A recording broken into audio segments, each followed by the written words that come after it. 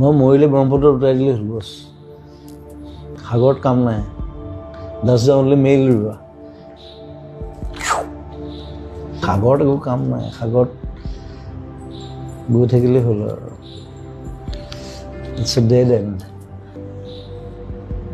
I'm just swimming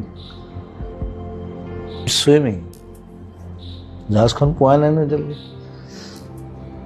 swimming it's nothing I love to swim কিমান দ মই নাচাওঁ খালি